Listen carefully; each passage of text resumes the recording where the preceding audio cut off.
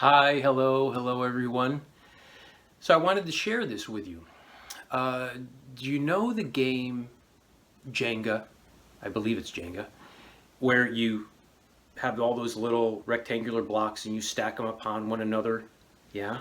And then you slowly pull until it collapses on itself and whoever gets that wins, right? Or loses.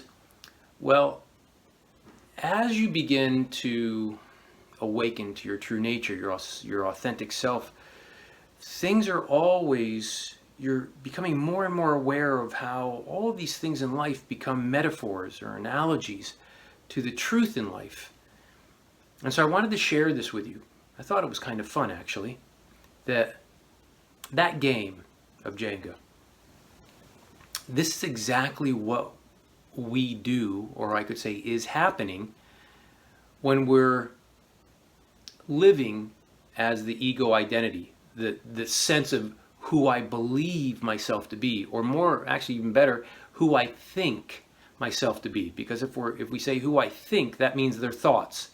It's what are the thoughts I'm believing I am. That's really what that is. And you're not a thought, so you're that which is thinking thoughts, or giving life, which is actually more true, giving life to the thoughts. So let's get back to the game. So think about this. The table that you play on is, in a sense, the foundation of the game. And that sense of foundation, it seems stable.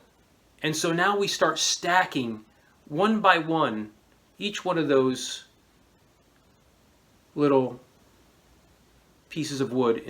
And each one of those pieces of wood is another belief and another belief and another belief and another belief and another and we start stacking. And what happens is as we stack, it becomes more vulnerable to vibration and breeze. Yes. And so the higher we go, the more beliefs we add on to our identity, the more unstable it becomes. The unstableness of it is that none of them are actually the foundation of what you are.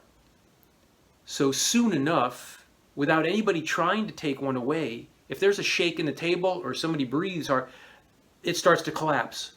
And then what do? We start stacking back up because we want to get back up to where we were.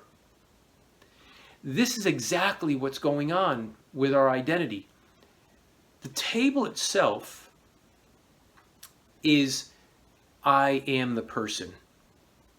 So it feels stable. It feels like it's a solid foundation. I'm the body, and I am who I am. Right? So it's the identity that's claiming that sense of existence. That's the table.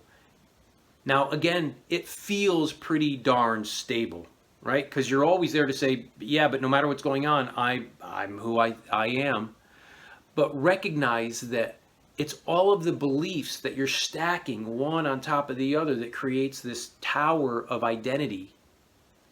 Yes, that's who we're actually feeling we are. And when that starts to fall apart, we quickly feel, oh no, my life. What's going on? I got to get something else back up there. I got to stack more stuff up there to get back to where I was so I can feel safe and secure. Do you get that? So the beliefs that we stack up, that we think about ourselves, are not who we are. And believe it or not, they cause a lot of challenges, especially because most of the time they can't hold perfectly true and stable for you. Even the table, the sense I am the body, I am me, itself, even though it seems stable, it itself is actually on something that is completely stable, which we would say is the ground. Okay? So in this analogy or metaphor, it's actually, the ground is actually your true sense of pure existing. I am. You know that you are. But the table, or the identity that we're holding about ourselves, is claiming that sense. And it carries all these beliefs with it. And so when things get unstable in our lives, our tower starts to tip and tip, we don't feel good. Yes? And even the table itself feels like, oh, because the table's shaking.